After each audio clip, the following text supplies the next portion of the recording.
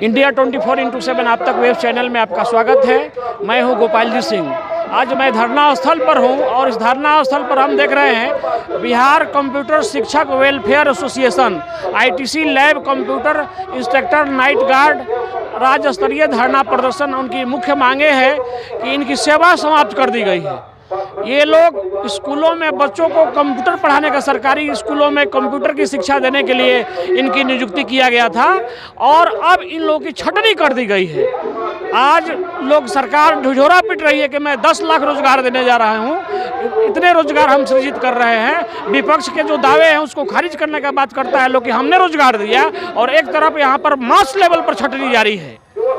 बड़े स्तर पर लोगों को नौकरी से निकाला जा रहा है, नौकरी से बेदखल किया जा रहा है। तो इस संगठन के लोग मुख्य मांग अपनी रखे कि हमें सेवा में समायोजित किया जाए। हमने जो सेवा दिया है अगर उत्कृष्ट है, हम लोग काम लायक हैं, बिहार के आगे बढ़ाने लायक हैं, बिहार के शिक्षा को स्तर को सुधारने लायक हैं, तो हमें सेवा में समायोजन दिया जाए। बाकी क्या क्या अध्यक्ष और उपाध्यक्ष बोले इनके संगठन के, वो आप खुद सुने। चलो हम डायरेक्ट ले चलते हैं उनके पास। आपको धन्यवाद।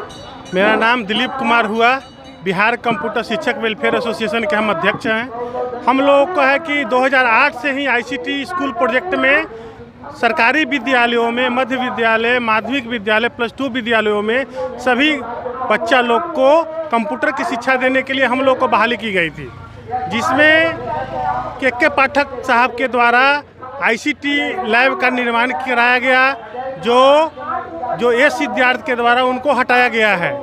हम लोग को कहना है कि बिहार से बाहर के राज्यों को यहाँ पे नौकरी दी जा रही है और बिहार वाले हम लोगों को बेरोजगार किया जा रहा है। बताइए, न्याय के साथ तो विकास है नहीं। सरकारी विद्यालयों में गरीब गुरबे के बच्चे लोग स्कूल में शिक्षा ग्रहण करते हैं और उन्हीं बच्चे लोगों को कंप्यूटर की शिक्षा को बंद कर दिया गया है और बोला जा रहा है कि वहाँ के संस्कृत के टीचर जो हैं, संस्कृत में जिनकी बहाली हुई है, वो बच्चा को कंप्यूटर सिखाएंगे। ये कहाँ तक न्याय का बात है? उसको नामित किया जा रहा है कि भाई आप बहाल हुए संस्कृत में, लेकिन आप कंप्यूटर की शिक्षा दीजिए। बताइए, ज़बरदस्ती किसी को थोपा जा रहा है। नया सेशन जो है अप्रैल से, उसमें सरकारी विद्यालयों में 6 से 8 तक का बुक भी छप गए हैं। नया साल से कक्षा के लिए अनिवार्य कर दिया गया है, लेकिन जो कंप्यूटर पढ़ाने वाले हैं उनको ही हटा दिया गया है। तो जब कंप्यूटर पढ़ाने वाले इंस्ट्रक्टर ही नहीं रहेंगे तो पढ़ाई कैसे होगी?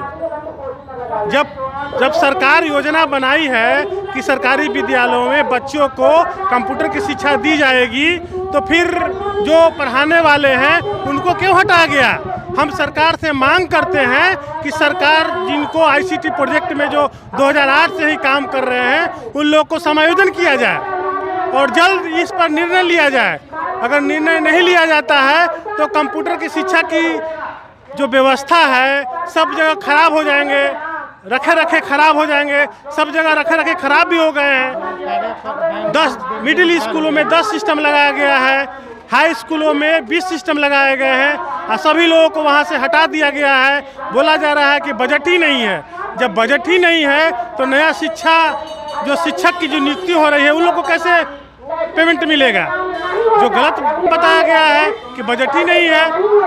अभी जो विधानसभा सत्र में जो बजट आएगी उसमें हम लोगों को देखना है कि भाई आईसीटी प्रोजेक्ट में कितना मद खर्च होने के लिए बजट आ रही है, उस पर हम लोग निर्भर करते हैं। हम लोग विधान मंडल के समक्ष राज्य स्तरीय धरना प्रदर्शन कर रहे हैं कि जो आईसीटी इंस्ट्रक्टर हैं सब विभिन्न सरकारी विद्यालयों में, मध्य विद्यालय, माध्यमिक विद्यालय, +2 विद्यालयों में जो 2008 से ही काम कर रहे हैं, उन लोगों को, सभी लोगों को समायोजन किया जाए। समायोजन हो जाने से सभी लोगों को शिक्षा प्रदान की जाएगी।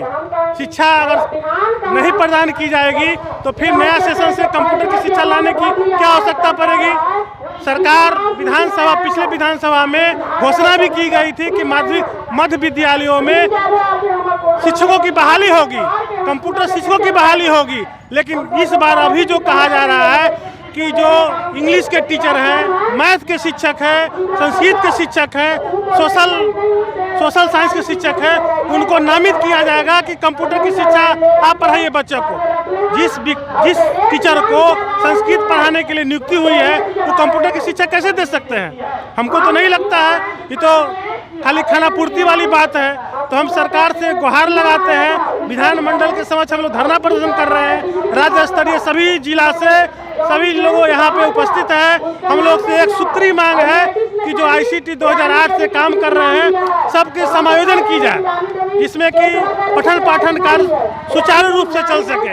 ये नहीं कि किसी को थोप दिया जाएगा कि इंग्लिश के टीचर आप ही पढ़ाइए कंप्यूटर। बताइए कि न्याय के साथ कहाँ से बात है? और एक बात और है कि 1 साल से और 14 महीना से अभी तक कंप्यूटर इंस्ट्रक्टर लोग को पेमेंट नहीं मिला है। ESI की कटौती के लिए बात हुई थी, PF की बात हुई थी, लेकिन अभी ESI नंबर ही नहीं मिला है, PF नंबर ही नहीं मिला है। तो फिर पेमेंट जिसके माननीय मुख्यमंत्री जी के यहाँ ये लोग काम कर सरकारी विद्यालयों में काम कर रहे हैं, अभी लोग को मानदेय नहीं मिला है। बताइए 1 साल हो गया अभी तक मिला ही नहीं है। बोला जा रहा है कि अब मिल जाएगा, 2 दिन में मिल जाएगा, लेकिन अभी तक नहीं मिला है। ये लोग को बच्चे को सब जो पढ़ते थे सब विद्यालय में वहाँ पे नाम काट दिया गया है। जब फीस नहीं जमा करेंगे तो नाम काट दिया गया। दुकानदार राशन देने से मना कर दिया है क्योंकि पैसा ही नहीं है। दुकानदार को कितना दिन कहेगा कि भाई अब मिल जाएगा तो दे देंगे, कितना दिन बर्दाश्त करेगा? तो हम सरकार से मांग करते हैं कि हम लोगों को सेवा समायोजन किया जाए और मानदेय जो बकाया मानदेय है भुगतान जल्द से जल्द किया जाए। हमारा नाम सोनू सिंह है, ICT इंस्ट्रक्टर सिवान के रहने वाले हैं। मध्य विद्यालय में कंप्यूटर सिखाने के लिए इंस्ट्रक्टर के पद पर बहाल हुए थे। हम लोग का बहाली के पाठक अपर मुख्य सचिव थे उस समय, उनके लेटर से हुआ था आउटसोर्सिंग के माध्यम से, एजेंसी के माध्यम से। हम लोग का 5 साल के लिए टेंडर हुआ था, 3 साल का एग्रीमेंट पर लेटर हम लोग को दिया गया था और उसके बाद हुआ था कि आप 5 साल काम करें।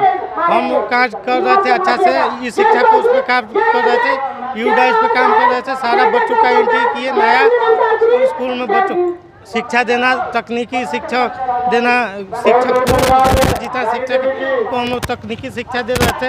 हम लोग का 16 महीना हो गया, 16 महीना में 2 महीना का वेतन मिला, 14 महीना का वेतन भी नहीं मिला। हटाने वाला लेटर जारी हो गया, दिसंबर में जारी हो गया कि 31 जनवरी के बाद आप लोग को कार्य मुक्त किया जाता है। हम लोग को किस आधार पर आप कार्य मुक्त किया जाता है इसका भी जानकारी नहीं दिया। हम लोग का क्या गलती है ये भी नहीं बताया गया। बिना कोई सूचना, बिना कोई आदेश का हम लोग का कार्य मुक्त का लेटर आ गया। ये बताइए कहाँ तक सही है? एक तरफ सरकार बात कर रही है कि बिहार के लोगों को 10 लाख रोजगार दिया जाएगा, 20 लाख रोजगार दिया जाए। हम लोग का संख्या तो 5-10 हज़ार है। हम लोग का कामों करा दिया, पैसा भी नहीं दिया, हटाने का बात किया जा रहा है। बताइए कहीं का न्याय वाला बात है?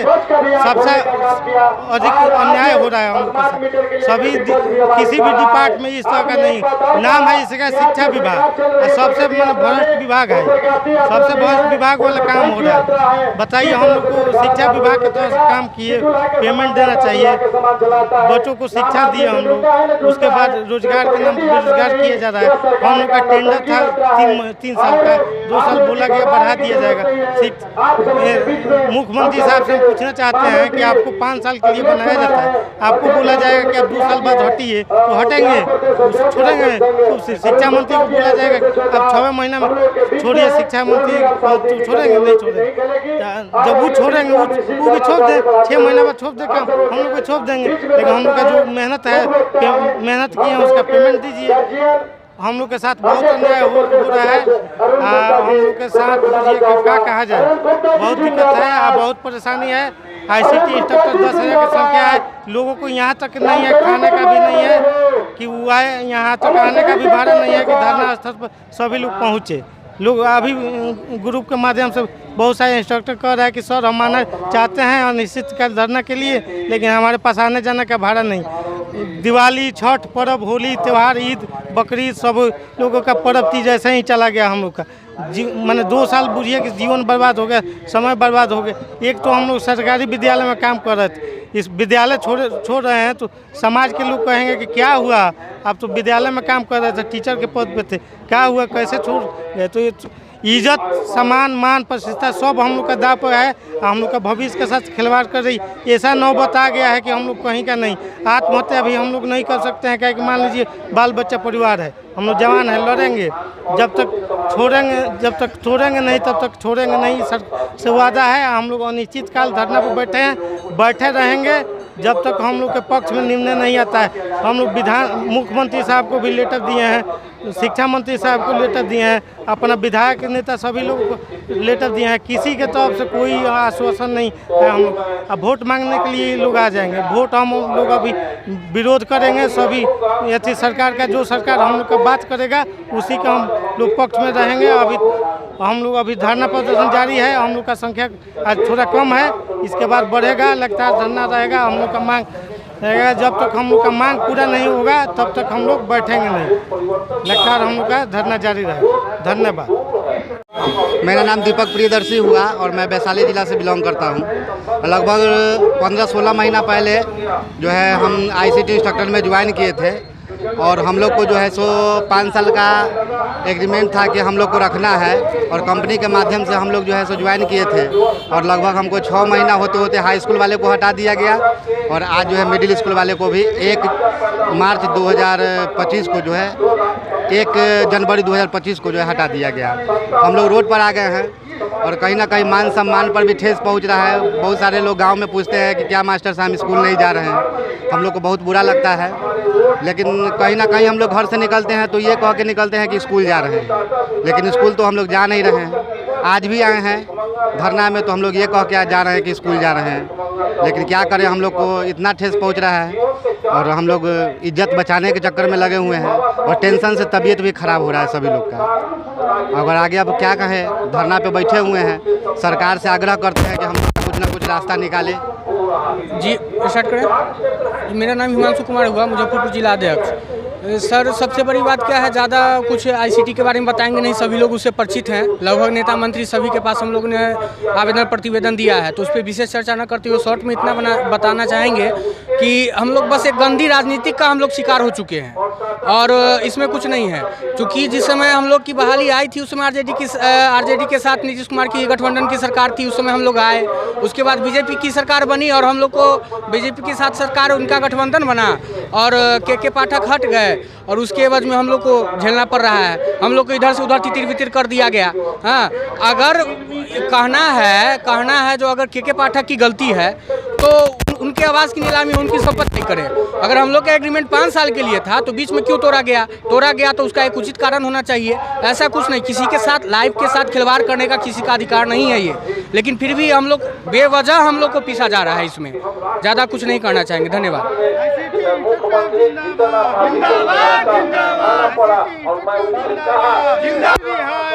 हाय हाय हाय हाय, मुर्दाबाद मुर्दाबाद, नीतीश कुमार मुर्दाबाद, मुर्दाबाद मुर्दाबाद, मुख्यमंत्री मुर्दाबाद, मुर्दाबाद मुर्दाबाद। हमारी मांगे पूरी करो, पूरी करो, पूरी करो, हमारी मांगे पूरी करो, पूरी करो, पूरी करो, हमें समायोजन करो, समायोजन करो, समायोजन करो। ICT इंस्ट्रक्टर जिंदाबाद, जिंदाबाद जिंदाबाद, रात्रि प्रहरी जिंदाबाद, जिंदाबाद जिंदाबाद। सेवा समायोजन करो, हमें समायोजन करो, ICT इंस्ट्रक्टर को सेवा समायोजन करो, समायोजन करो, समायोजन करो। हमारा पेमेंट समय पर दो।